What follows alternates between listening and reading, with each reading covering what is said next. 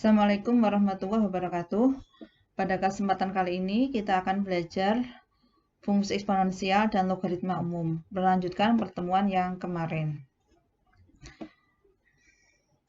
Fungsi eksponensial adalah fungsi, beda dengan fungsi pangkat ya. Fungsi eksponensial itu pangkatnya berupa variabel.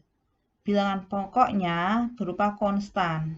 Fungsi eksponensial itu fungsi yang pangkatnya itu berupa variabel.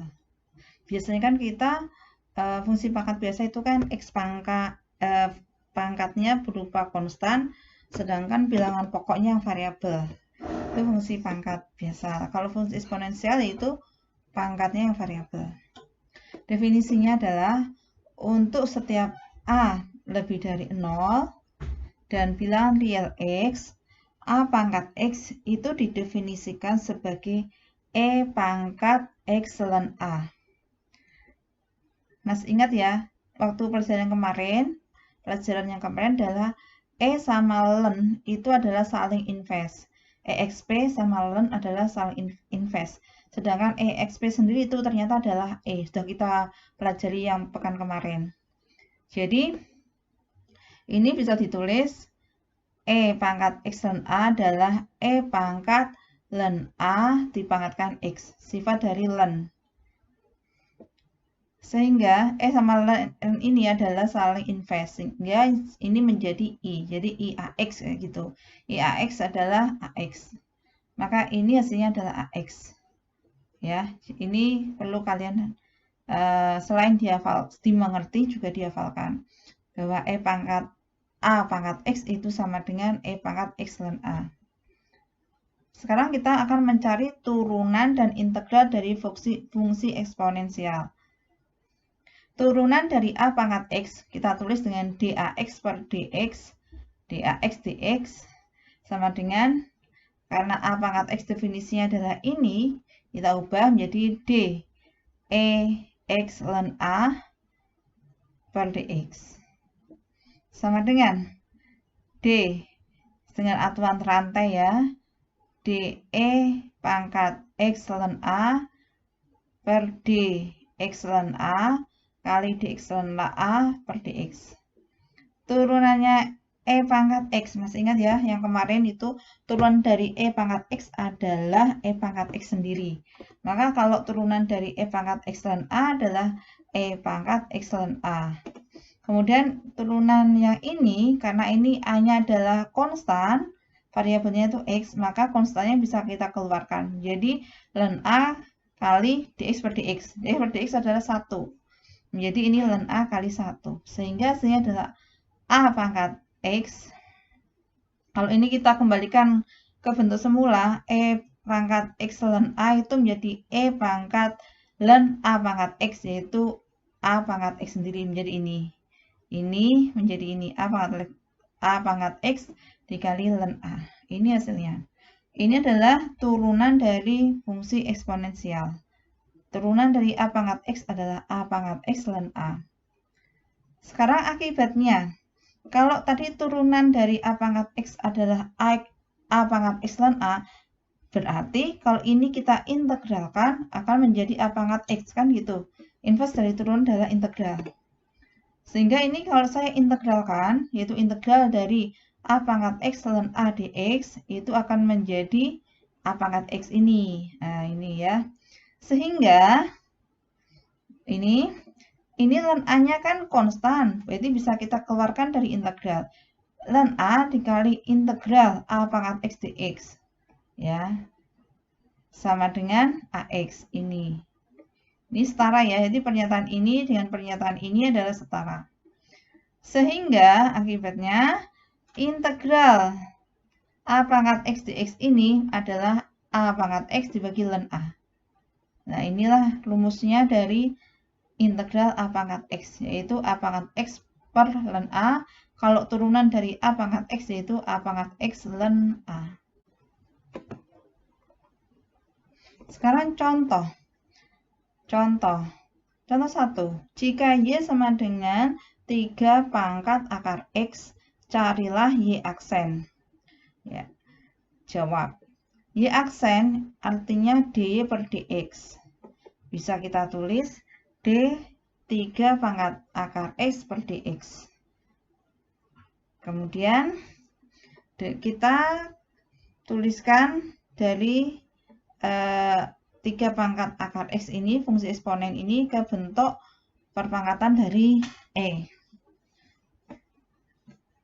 Sehingga menjadi dE pangkat x pangkat setengah ln 3. Ingat tadi ya, a pangkat x sama dengan e pangkat x ln a.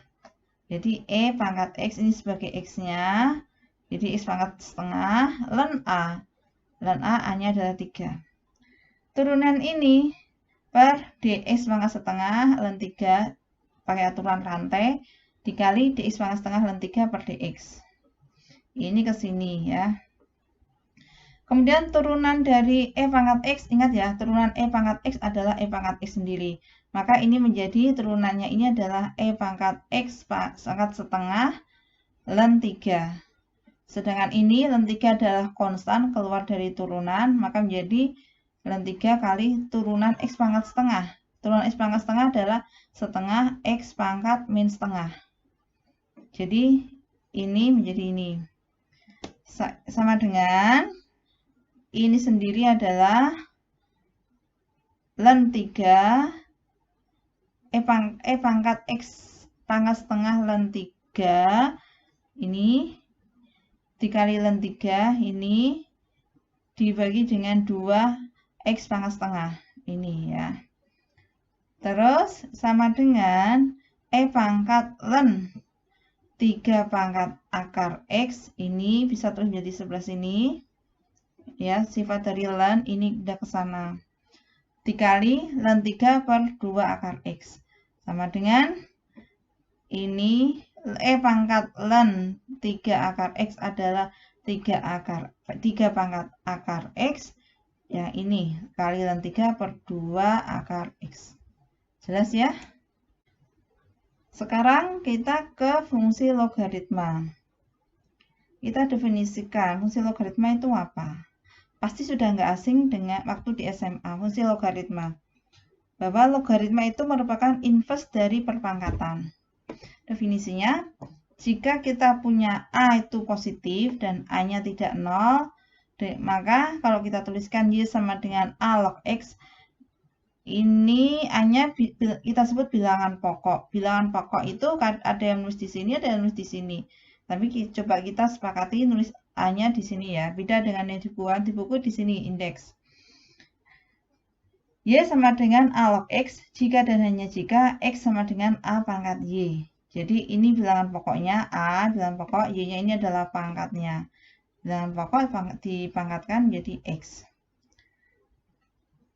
Jika bilangan pokok dari logaritma itu adalah E, jadi di sini bukan A, tapi kalau diganti dengan E, maka menjadi A log X itu bisa menjadi E log X.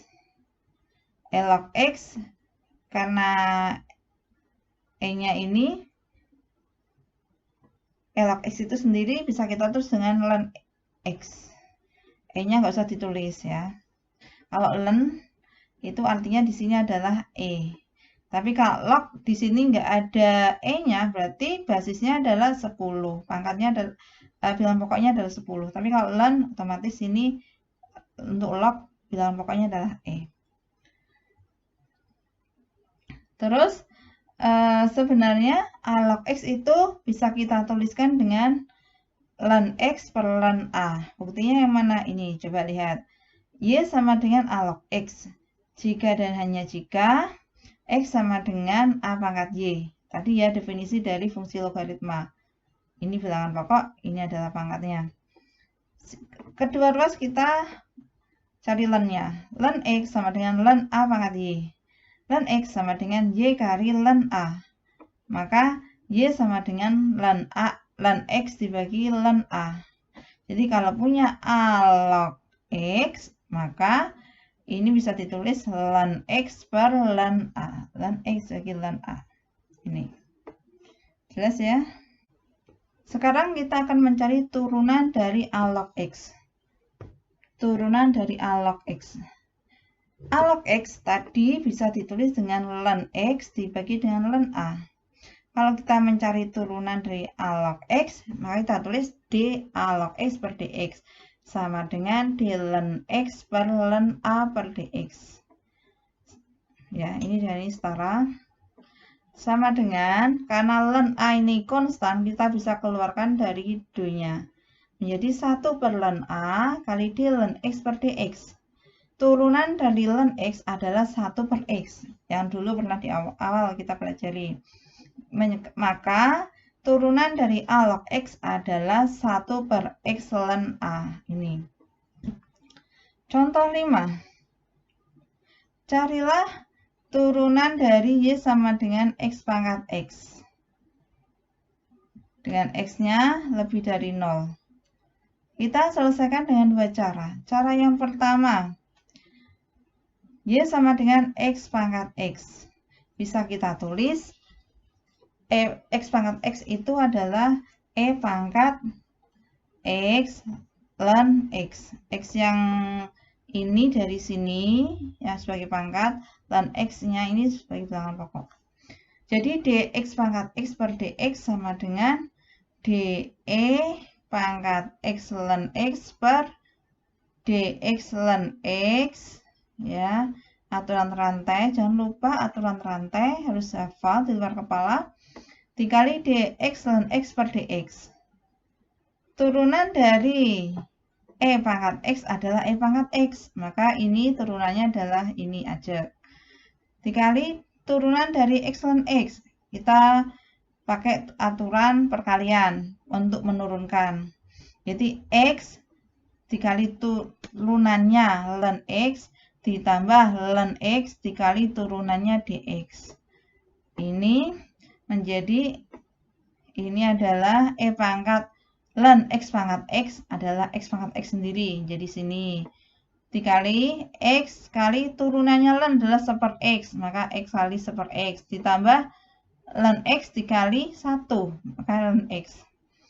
Setelah dihitung, ini adalah 1. Maka menjadi X pangkat X kali 1 plus ln X. Ini adalah turunan dari Y sama dengan X pangkat X. Ini cara yang kedua.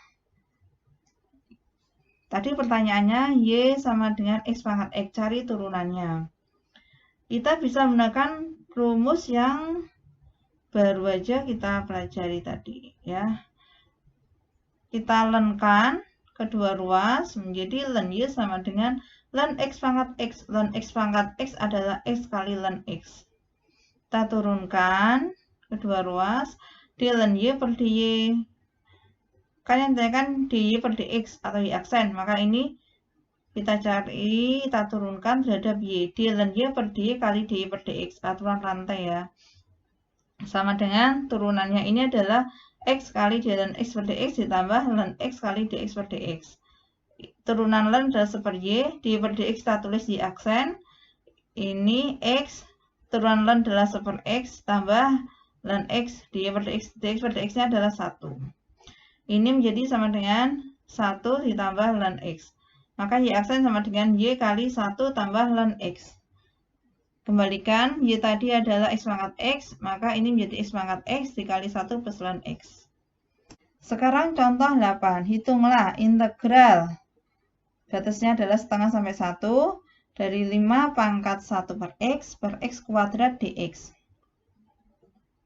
Ingat ya, rumusnya ini integral a pangkat x dx tadi adalah a pangkat x per ln a. Tadi sudah kita buktikan, rumus ini sebenarnya tidak perlu dihafalkan, tidak apa-apa. Tapi kalau hafal juga bagus. Tapi cara mendapatkannya ini kan tadi sudah kita bahas dan tidak susah untuk mendapatkannya itu. Integral ax itu adalah akibat dari turunan a pangkat x. Integral, kita cari integral tak tentunya dulu. Integral 5 pangkat 1 per x kuadrat dx adalah, bisa kita tulis integral dari 5 pangkat 1 per x d 1 per x. Turunan dari 1 per x itu kan min 1 per x kuadrat. Maka menjadi ini nanti kan. Sehingga nanti ini muncul karena ada turunan dari 1 per x adalah min. Maka sini ada min nanti. Jadi ini min integral 5 pangkat X d per X. Sama dengan, kalau ini kita anggap sebagai X, maka jadi integral 5 pangkat X dx, yaitu menjadi ini rumusnya. Maka ini menjadi min. Minnya dari sini menjadi ini 5 pangkat 1 per X per ln 5. Mengikuti aturan ini. Jadi, kalau integralnya dari setengah sampai 1 kita masukkan, akan menjadi seperti ini. Silakan diikuti caranya. Hasilnya adalah 20 per ln 5. Sekarang ke pertumbuhan 6.5. Pertumbuhan dan peluruhan eksponensial. Pertumbuhan dan peluruhan eksponensial. Kalau sekarang kita lagi menghadapi virus corona itu pertumbuhannya bukan linear, tapi eksponensial. Nah, pertumbuhan eksponensial itu apa? Kita pelajari di sini. Misalnya, pertumbuhan populasi adalah delta Y dalam waktu delta T itu sebanding dengan banyaknya penduduk pada waktu itu, yaitu Y0 mestinya ini ya, Y0. Y0 dengan lebar sela adalah delta T. Jadi pertumbuhan penduduk itu sebanding dengan penduduk semula dikali dengan selang waktu. Dikali dengan faktor pengali. Faktor pengalinya pertumbuhannya berapa kalinya? Apakah 2 kalinya atau 3 kalinya atau setengahnya? Ini faktor pengalinya K. Tulisan persamaan ini bisa kita tulis menjadi delta Y per delta T sama dengan KY. Ya. Kemudian kita ambil limitnya untuk delta T yang menuju tak hingga. Maka ini menjadi D per dt, yaitu sama dengan K kali Y. Ini adalah model pertumbuhan dan peluruhan eksponensial. Sekarang kita akan mencoba menyelesaikan suatu persamaan diferensial yang sederhana ya. Selesaikan persamaan diferensial dy per dt sama dengan ky dengan syarat y sama dengan y0 ketika t sama dengan 0. Jadi kita punya persamaan diferensial dy per dt sama dengan ky. Maka ekuivalen dengan dy per y sama dengan k dt ya, supaya bisa diintegralkan, kita kumpulkan yang variabelnya sama. Maka ini menjadi kalau kita integralkan kanan sama kiri menjadi integral 1 per y dy ya, integral dari ini sama dengan integral k dt. Ini integral 1 per y dy adalah menjadi ln y dan integral k dt adalah kt, k-nya konstan ya. K kali t plus c. Sehingga ln y sama dengan kt ditambah, kita cari c-nya dulu. C-nya berapa? Nah, c-nya itu kita dapatkan, tadi ada keterangan bahwa syarat dy per dt sama dengan ky adalah y sama dengan y0 ketika t sama dengan 0. Jadi ketika t sama dengan 0, maka y-nya menjadi y0. Kita masukkan, t-nya ini jadi kita ganti dengan 0. Jadi 0 sama dengan y-nya adalah y0. Jadi ini ln y0. Jadi ln y0 sama dengan 0 tambah c. 0 tambah c kan c. Jadi ln y0 sama dengan c. Akhirnya sudah kita dapatkan bahwa c-nya adalah ln y0. Sehingga kita masukkan c yang sama dengan ln y0 ke sini. Kita substitusikan. Ln y sama dengan kt ditambah bukan c lagi tapi ln y0. Dan dipindah ke sebelah kiri, ln y dikurangi ln y0 sama dengan kt. Ln y kurangi ln y0 sifat ln menjadi ln y per y0 sama dengan kt. Kemudian kita cari y per y0 karena ln itu inversenya adalah e. Maka menjadi y per y0 sama dengan e pangkat kt. Sehingga y sama dengan y0 e pangkat kt.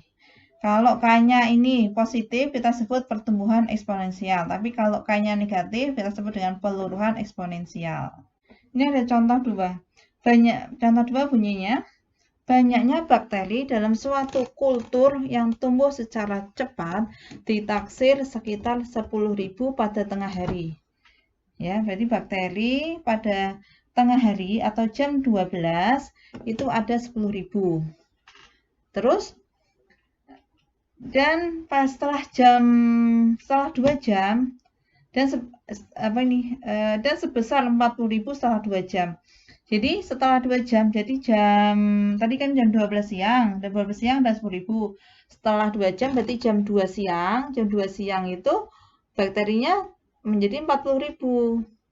Terus pertanyaannya adalah perkirakan berapakah banyak bakteri akan tumbuh pada pukul 17.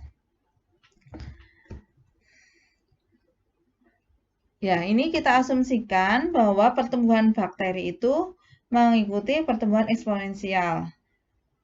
Pertumbuhan eksponensial tadi punya bentuk delta Y sama dengan KY delta T ya. Ini. Nah, sekarang kita cari solusi dari persamaan diferensial ini. Persamaan diferensial ini nanti kan udah kita cari solusinya tadi ya.